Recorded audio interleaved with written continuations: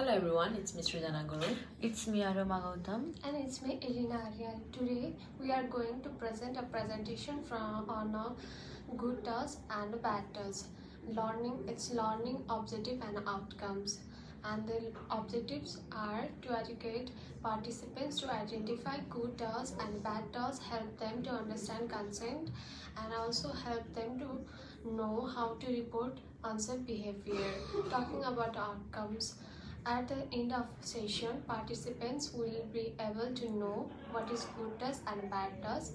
And the second one is recognize types of appropriate tasks based on relationship.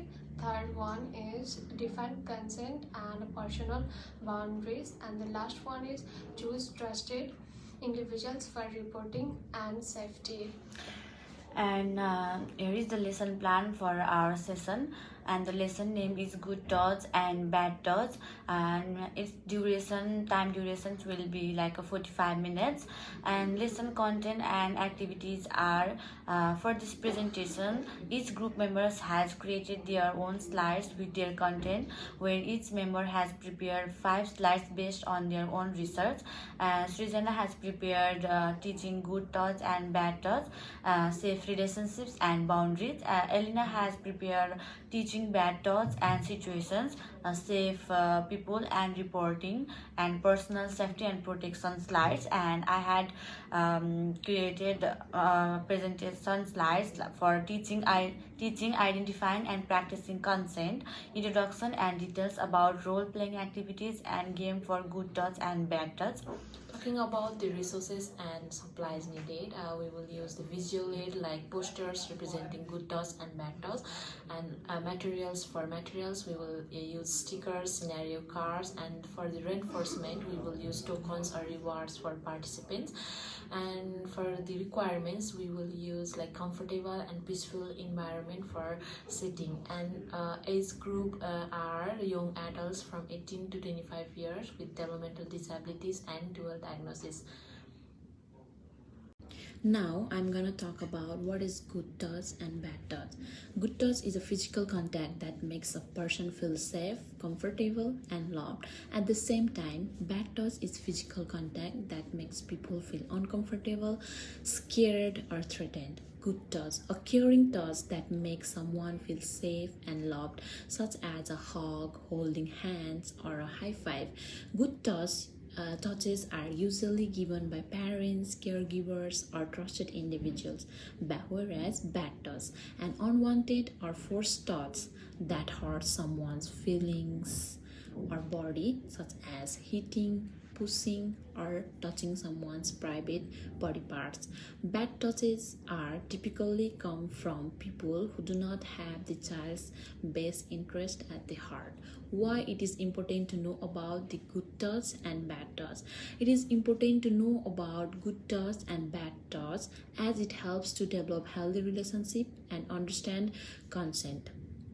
Here are some reasons why it is important to teach individuals about good touch and bad touch.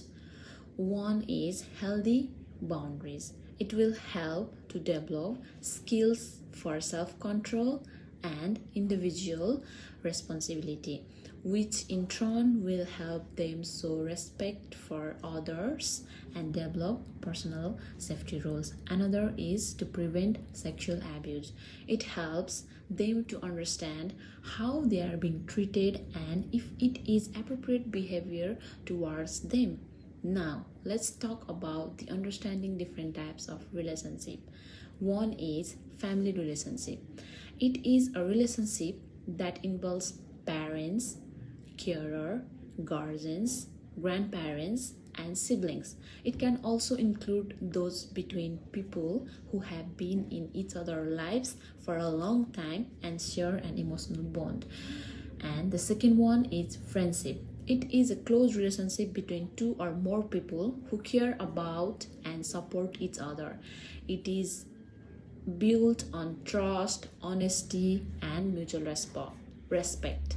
They often share common interests and experiences and enjoy spending time together. Third one is acquaintanceship. It is a relationship between two people who have met but do not know each other well. And the fourth one is romantic relationship. It is defined as mutual, ongoing, and voluntary interactions between two partners that is characterized by specific expression of affection and intimacy. Now, let's talk about consent and boundaries in a relationship. Consent. Consent is a voluntary agreement to do something. It is important for everyone involved to give or receive enthusiastic consent. Enthusiastic consent means everyone is into what is happening and so they are ready through words and action. Communicating boundaries. It is the process which clearly and respectfully sharing your limits and guidelines with others. Boundaries are important as they help to protect physical, emotional, and psychological well-being and also helps to maintain healthy relationship. It also helps individual in saying yes or no clearly and confidently. Now, respecting responses is defined as a one that acknowledges other perspective without evaluating them. For example, responding to someone with okay, all right, or thank you is more respectful with rather than awesome, perfect, or exactly. Any individual should stop if anyone says no, and recognizing bad thoughts and the situation. Bad thoughts includes unwanted hugging and inappropriate touching that makes one confused, scared, or unhappy. We can educate young adults about a bad touch and the situation through the open communications and using a simple language, engaging in role plays in a scenario like saying no and telling trusted seniors if the experience had a bad touch, how to respond to bad touch. And also for example, we can conduct a role playing activity involving bad touch like being alone in an unknown place with a stranger and coping strategies to tackle that situation like being active. Another one is reporting. Sometimes young adults may feel comfortable reporting the bad tasks, and in this condition we can teach them to report bad tasks with the adults like family members or trusted seniors like teachers and professionals. We can also teach them that reporting bad tasks immediately helps to prevent abuse and keep everyone safe. Reporting also helps us to find reliable support, and also we can also create a comfortable environment for reporting anytime when they feel bad thoughts. And another point will be safety and protection.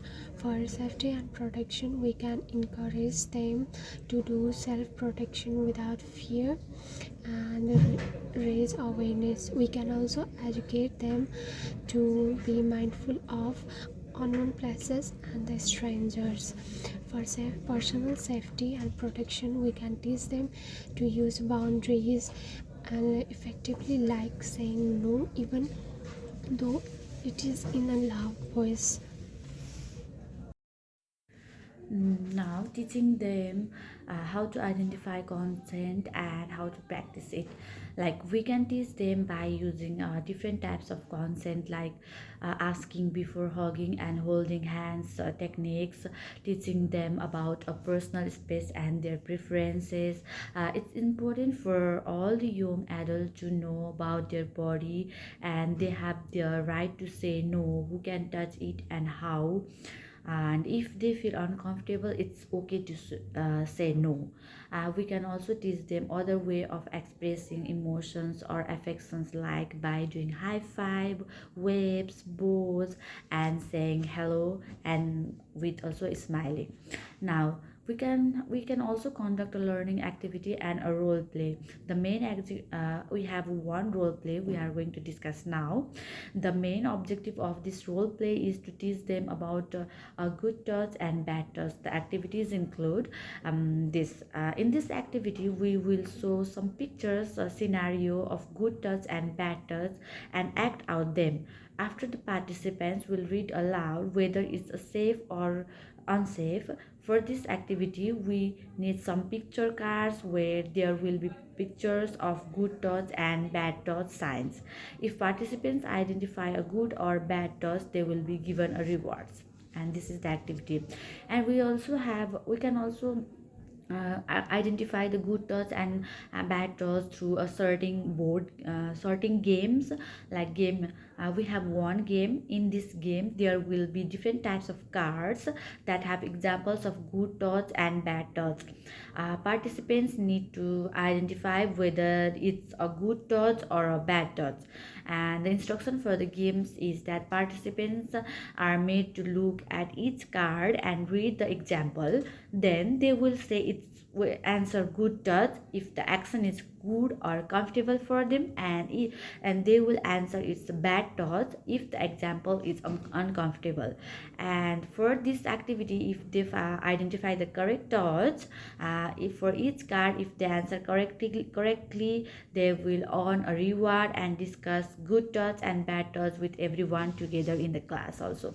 Now at last, for the overall presentation or lesson plan for this good thoughts and bad thoughts, we talk about good thoughts and bad thoughts, consent, reporting, boundaries, role play, game, safety and protection, and so on. And like this we can teach an adult, young with developmental disabilities about the good thoughts and bad thoughts. Thank you.